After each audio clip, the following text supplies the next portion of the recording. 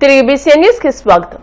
పశ్చిమ గోదావరి జిల్లా పెంటపాడు మండలం పడమర విప్పరు గ్రామంలో వేంచేసి ఉన్న శ్రీ సంతానవల్లి దేవసేన సమేత నాగసుబ్రహ్మణ్యేశ్వర స్వామి ఆలయం వద్ద పసల చంటి కమిటీ సభ్యుల ఆధ్వర్యంలో శ్రీ వల్లి దేవసేన సమేత సంతాన సుబ్రహ్మణ్యేశ్వర స్వామి షష్ఠి మహోత్సవాలు అత్యంత వైభవంగా నిర్వహించారు. ఉత్సవాలలో భాగంగా స్వామివారికి వివిధ కైంకర్యాలు అభిషేకాలతో ఆలయ ప్రధాన అర్చకులు కొడవటిగంటి వెంకట నరసింహాచార్యులు కొడవటిగంటి జనార్దనాచార్యులు బ్రహ్మత్వంలో ప్రత్యేక పూజలు చేశారు. ఈ కార్యక్రమంలో ప్రభుత్వ విప్ ఎమ్మెల్యే బోలిశెట్టి శ్రీనివాస్, నియోజకవర్గ టీడీపీ ఇన్ఛార్జ్ వలవల బాబ్జీ, ఉంగుటూరు మాజీ ఎమ్మెల్యే ముప్పాల వాసుబాబు పాల్గొన్నారు.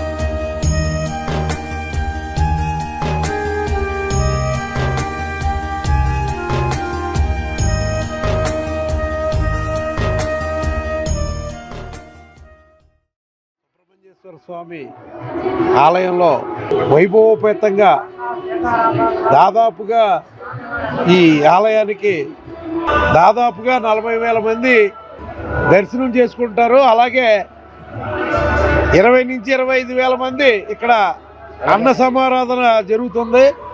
ఈ కార్యక్రమం అంతా కూడా ఆలయ కమిటీ పసల అచ్యుతం గారు, అలాగే ఎక్స్ఎమ్మెల్యే పసల కనక సుందరరావు గారు, పసల చంటి గారు, పసల కొండ గారు, వీళ్ళందరి ఆధ్వర్యంలో చాలా వైభవోపేతంగా కన్నుల వైకుంఠంగా ఈ కార్యక్రమాన్ని నిర్వర్తిస్తున్నందుకు ఆ పసలవారి కుటుంబం అందరికీ కూడా హృదయపూర్వక కృతజ్ఞతలు తెలియజేసుకుంటూ, ఏదైతే వాళ్ళు ఎక్కడైతే ఆ భక్తులు ఈ ఆలయానికి వచ్చి మాకు ఇలాగా ఈ కార్యక్రమం పట్ల మాకు వాళ్ళకున్న కోరికల్ని కోరుకుంటే తప్పనిసరిగా సంతానం లేని వాళ్ళకి సంతానం కలుగుతుంది.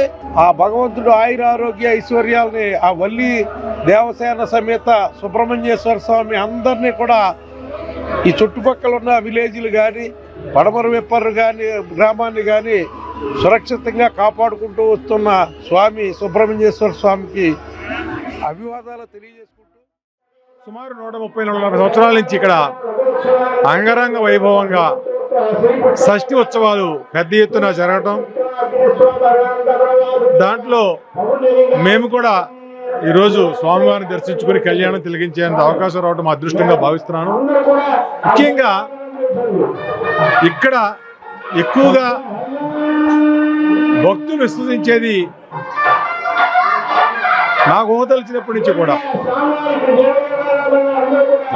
మా కుటుంబ సభ్యులు అంటే మా తాతయ్య గారు, మా నాన్నమ్మ గారు, మన తండ్రి గారు, చిన్నయ్య గారు అందరూ కూడా 2 గంటల బండి మీద ఇక్కడికి వచ్చి దర్శనం చేసుకుని వెళ్ళిన రోజులు, మొక్కులు ఇచ్చిన రోజులు చాలా చాలా చిన్నప్పటి నుంచి నాకు స్వామివారు దర్శించోట ఈ పుట్ట ఉండేది. పూర్వం పుట్ట దగ్గర మామిడి చెట్టు, అలాగే జమ్మి చెట్టు ఎదురుగుండా చెరువు ఉండటం జరుగుతుంది. ఇక్కడికి వచ్చిన వారికి సంతానం, ముఖ్యంగా సంతాన సుబ్రహ్మణ్య స్వామి పేరు ఉంది. ఇక్కడికి వచ్చి మనస్ఫూర్తిగా దండం పెట్టుకుంటే సంతానం కలగకుండా ఉండదు. అలాగే సంతానమే కాకుండా కోటి వ్యవహారాలు కానీ ఉద్యోగాలు కానీ ముఖ్యంగా కావలసిన వారు మనస్ఫూర్తిగా దండం పెట్టుకుంటే ఇక్కడ తప్పనిసరిగా జరుగుతుంది. అనకాపల్లి ఎంపీ బీజేపీ నేత సీఎం రమేష్ స్వగృహంలో విషాదం చోటు చేసుకుంది. ఆయన మాతృమూర్తి చింతకుంట రత్నమ్మ తెల్లవారుజామున తుది శ్వాస విడిచారు. గత కొంతకాలంగా వృద్ధాప్య సంబంధిత అనారోగ్య సమస్యలతో బాధపడుతున్న ఆమె హైదరాబాద్లోని ఓ ప్రైవేట్ ఆసుపత్రిలో చికిత్స పొందారు.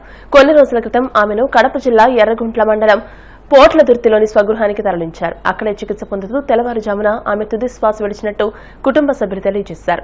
ఆమె మృతితో కుటుంబ సభ్యులు శోక సంద్రంలో మునిగిపోయారు. రత్నమ్మ మృతి వార్త తెలియగానే పలువురు రాజకీయ ప్రముఖులు, శ్రేయోభిలాషులు సీఎం రమేష్ కు ఫోన్ చేసి తమ ప్రగాఢ సానుభూతి తెలియజేశారు.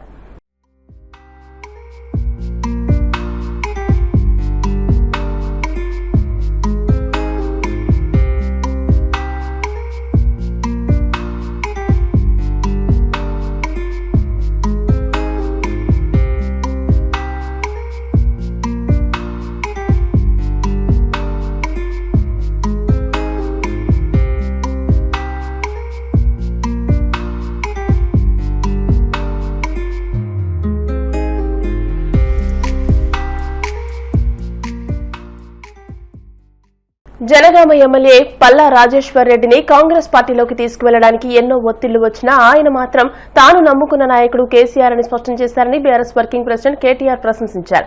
తెలంగాణలోని జనగామ జిల్లా బీఆర్ఎస్ పార్టీ కార్యాలయంలో ముఖ్య కార్యకర్తల సమావేశంలో కేటీఆర్ పాల్గొన్నారు. ఈ సందర్భంగా మాట్లాడుతూ పల్లా రాజేశ్వర్ రెడ్డిది నిజమైన విధేయత, విశ్వాసమని కొనియాడారు. ఆయన విశ్వసనీయతకు నిదర్శనమని అన్నారు. రానున్న సర్పంచ్, భవిష్యత్తులో జరగబోయే జెడ్పీటీసీ, ఎంపీటీసీ, మున్సిపాలిటీ ఎన్నికల్లో జనగామ జిల్లా ప్రజలు బీఆర్ఎస్ పట్టం కడతారనే నమ్మకం తనకు ఉందని ఆయన ఆశాభావం వ్యక్తం చేశారు. కొంతమంది నాయకులు పార్టీలు మారుతూ మోసం చేస్తున్నారని ఆయన విమర్శించారు. నిజమైన బలం ఉంటే రాజీనామా చేసి మళ్లీ ఎన్నికల్లో నిలబడాలని సవాల్ విసిరారు. నాయకుడు అంటే ఎట్లుంటదంటే కేసీఆర్ గారు ఒక మాట చెప్పిండు, నేను ఆంధ్రప్రదేశ్ నుంచి ఢిల్లీకి పోతున్నా, తిరిగి కాలు మళ్ళా తెలంగాణలోనే పెడతా అని చెప్పి పోయిండు. తెలంగాణ తీసుకొని వచ్చిండు. కమిట్మెంట్ అంటే గట్లుంటది, నాయకత్వ పటిమ అంటే గట్లుంటది. నీకు కూడా దమ్ముంటే రేవంత్ రెడ్డి బీసీ రిజర్వేషన్ల విషయంలో గాని, నువ్వు చెప్పిన ఇతర విషయాల్లో గాని నీకు నీ పార్టీకి చిత్తశుద్ధి ఉంటే, నీకు నీ పార్టీకి కమిట్మెంట్ ఉంటే నువ్వు కూడా ప్రతిజ్ఞ చేసి అవసరమైతే పోరాటం చేయి. మేము కూడా తప్పకుండా నీకు సహకరిస్తాం. కానీ దొంగ మాటలు చెప్పకు, పచ్చి అబద్ధాలు చెప్పి గొంతు గొయ్యకు తడిగుడ్డతో. కాంగ్రెస్ అంటేనే మోసం, కాంగ్రెస్ అంటేనే దగ, కాంగ్రెస్ అంటేనే వంచన, కాంగ్రెస్ అంటేనే కుతంత్రం. అందుకే ఆ కాంగ్రెస్ పార్టీ యొక్క అభ్యర్థులకు ఖచ్చితంగా సావు దెబ్బ కొట్టాల్సింది, కర్రు కాల్చి వాత పెట్టాల్సింది మా బీసీ బిడ్డలు, మా బీసీ అన్నదమ్ములనే మాట నేను మళ్ళొకసారి గట్టిగా చెప్తా ఉన్నా. ఆలోచించండి, ఏ వర్గాన్ని మోసం చేయకుండా ఈ కాంగ్రెస్ వాడు ప్రతి వర్గాన్ని మోసం చేశారు. ఎస్సీ ఎస్టీ డిక్లరేషన్ అన్నారు. కేసీఆర్ 10 లక్షలు ఇస్తే దళిత బంధు నేను 12 లక్షలు ఇస్తా అభయహస్తం అన్నాడు. ఇచ్చిండా? ఒక్కలకు 12 పైసలు ఇచ్చిండా? ఎక్కడన్నా ఒక్కలకు కార్పొరేషన్ లోన్లను ఇచ్చిండా? ఏదీ లేదు ఇప్పటిదాకా. ఎస్సీలకు మోసం, ఎస్టీలకు మోసం, బీసీలకు మోసం, మైనారిటీలకు మోసం. మైనారిటీలకు చెప్పిండు 4,000 కోట్ల బడ్జెట్ అన్నాడు. ఇచ్చిండా? ఒక్కలకన్నా వచ్చిందా? సప్లైన్ లేదు, బడ్జెట్ లేదు. రైతు డిక్లరేషన్, రైతులకైతే ఇప్పుడే దయన్న చెప్పిండు, పల్లాన్న చెప్పిండు. రుణమాఫీ అన్నాడు, అది చారణ కూడా చేయలేదు. రైతు బంధు 17,000 చెప్తా అన్నాడు, 12,000కి ఆగిండు. 17,000కు లేవు పైసలు అన్నాడు, 2 సార్లు ఎగ్గొట్టిండు. బోనస్ అన్నాడు, అది బోగస్ అయిపోయింది. ఉచిత విద్యుత్ ఉత్త విద్యుత్ అయింది. కనీస మద్దతు ధర దిక్కులేదు.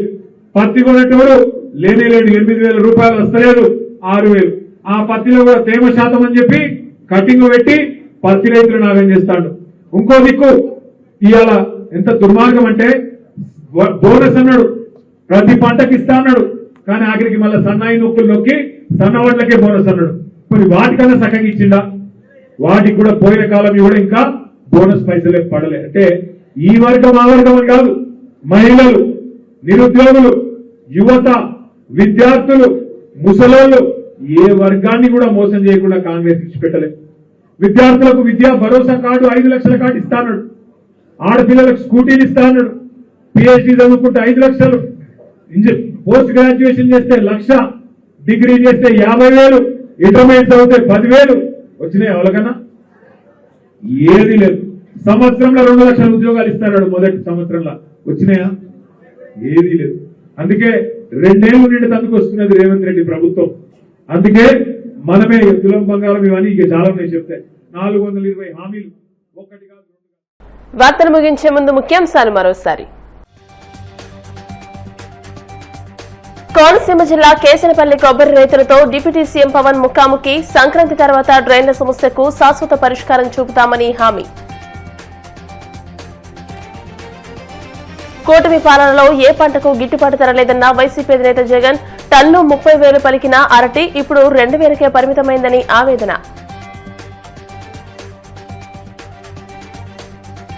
వాడపల్లి వెంకన్నాలయంలో ప్రత్యేక పూజలు, మంగళ వాయిద్యాల నమ. శ్రీ స్వామి అమ్మవార్లకు మేల్కొల్పు సేవ, ఐశ్వర్యలక్ష్మి హోమం.